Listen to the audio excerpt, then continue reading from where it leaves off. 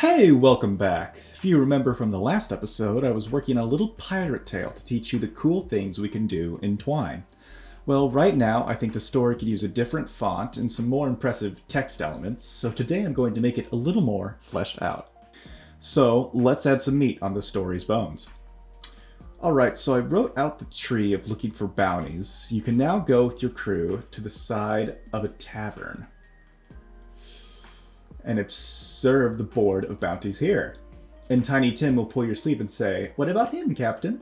And he'll point to a poster of a nasty git with a scar covering his eye, leaving only a beady yellow one looking at you. "Name's Kurt Duggart, wanted alive." He looks a bit too dangerous, Tiny Tim. If you choose this option, you'll go, "I didn't know our captain was a chicken," and the crew will laugh and leave you at the side of the tavern, and no crew will be able to man your ship. And having lost all your pirate credibility, you'll stumble inside the tavern for the first of many lonely drinks. That is a bad ending, let me tell you. So it's indicated bad, but when you hit play again, it'll take you to the beginning of the story. Ahoy there, welcome aboard, Captain. So some very simple things in play here. To get text bolded, I'm not sure if you can see that. To get text bolded, you use double single quotes. So you would type double single quotes like this. I'm in bold. I'm in bold. See, it just turned bold, just like that. And for italics, you would type in double slashes. You lead the crew to the side of a tavern and observe the board of bounties. And of course, a tag can be anything, anywhere. Just double square brackets around any part of text and it turns into a link to another thing.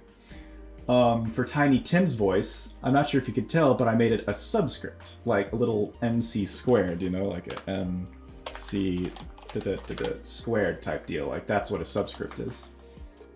And that's what made his text tinier. And then you have the two options here. Looks too dangerous, bold, bad ending, and for play again, use that handy trick we learned about last video to just go play again. And it links to Pirate Intro, even though it says play again, it'll link you to the start, which is labeled Pirate Intro. So that's a path of our story done. A pretty quick game over, I know, but that just encourages playing again. So let's work on the other option where you go after the git. Let's get him, lads. Alright, so let me show you what I have so far. So you affirm, "Let's get him, lads." Go here, and with a cheer, the crew agrees to go after him. "Captain, let's check the market." You affirm, heading to the market is a good idea, and you quickly make it there. As you ponder the wisdom of that notion, a cloaked man stumbles in front of you and your crew. His hood falls off his greasy head and reveals a yellow eye with a scar across the other. He looks at your group and mutters, "Shoot! Pirates! After him, men!" Your target bolts into the crowd with your band of scalawags hot on his tail. It doesn't take long until he stumbles again and you can nab the git. "I got some rope, let's hog tie him, Captain." Splendid idea. With a jolly ho-ho, Kurt Duggart is tied and lifted onto your happy crew's back. "Arrgh, let me go, you filthy bilge rats." "I don't think so, you smelly git." The party laughs at Tiny Tim's antics and delivers their quarry for a handsome reward. Drinks all around. Bounty ending, play again. So that's a nice little end to that tree right there. Also, I'm not sure if you've noticed this, but when I've been playing directly from the passages, this little thing comes up. And this is when you get more advanced when you have variables and passages start affecting other passages in more complex ways. There could be errors and stuff, but I've never had a problem with this before. It's just telling you how many times you've gone through. It's a nice list to see where you're going in the story. So that's just for the debug mode. Anyway, so you might be wondering how I was able to get some interesting effects. So not too much different here, but here when you go to the market, you see a textile shutter. Yes, this is a new thing, and it is in parentheses here. When you label something as textile, and then in double quotes, shutter, you could like attach it to a variable, or not a variable, just a segment of text here called pirates. If I wanted to do something else with this, instead of text, oh, I actually did. After men, when you go to this splendid idea, you use the textile rumble, like, let me go, you filthy bilge rats. If you see here, I also use the textile rumble for, let me go, you filthy bilge rats. And that shakes the text up and down. And here, it shakes the text side to side. Shoot pirates. So if you want to learn all these different text styles you can use, you can simply go here to this neat website. It's for the wiki for Twine.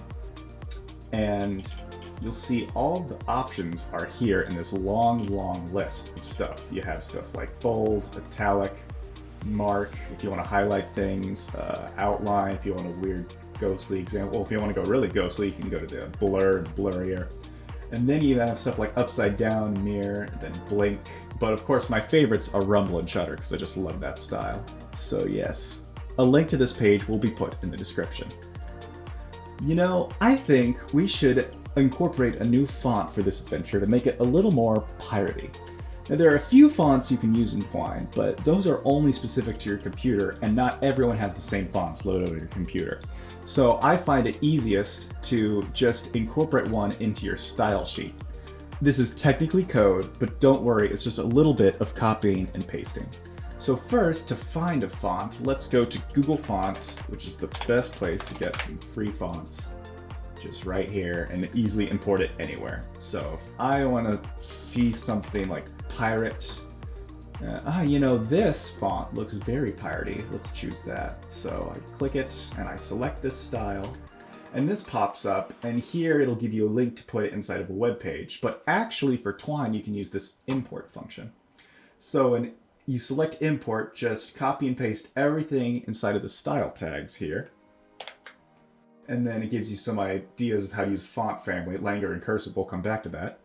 So then you go to your project and you simply edit the story style sheet and then paste it in. Make sure that it starts with the ampersand, a little @ symbol, and it ends with a semicolon like this. And then you just, a couple lines of code, all you have to do is just type in TW story, which is the Twine story, and then open curly brace, return font family, like that. And then we're going to copy what it has here for what you should apply the font family for, which is Langar cursive. So you can copy and paste that. Font family, Langar cursive. And also, to show you that you can make the text bigger using the style sheet, like say you just want to show up better, you can go into the font size attribute. So you can just type in font size, then type in something like 30 pixels, px. Make sure you end it with that semicolon right there, and then just end it with a closing curly brace. And as simple as that, you can just start your adventure and boom, a sick piratey font right here. Just that simple. Just a couple bit of copying and pasting. So, thank you for going on this voyage with me. Next episode, we're going to look into the ship plundering branch over here and flesh that out a little bit more, working on some more cylindrical story elements, stuff that's different from this like more straightforward direct lines. We're going to try to have some more circles and like options that you can come back to, and maybe just a little bit of variables to make your story that much more interesting. So, I'll see you then.